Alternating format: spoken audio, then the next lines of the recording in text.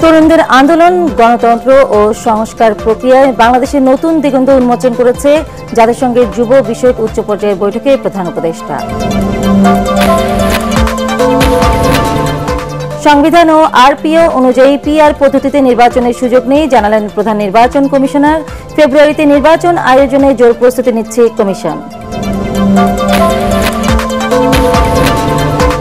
PR নির্বাচনের দাবি তুলে একটি দল অস্থিতিশীল পরিবেশ তৈরি করতে চায়, অভিযোগ সালাউদ্দিন আহমেদের। গণতন্ত্র পুনরুদ্ধারে শিগগিরই দেশে ফিরবেন তারেক রহমান, ডাক্তার জাহিদ। নির্বাচনে জয়ী হলে শাসক নয় সেবক হবে জামায়াত। চীনা প্রতিনিধি দলকে ডাক্তার শফিকুর রহমান। প্রতিবেশী দেশের হস্তক্ষেপের বিষয়ে দেশবাসীকে ঐক্যবদ্ধ থাকার আহ্বান।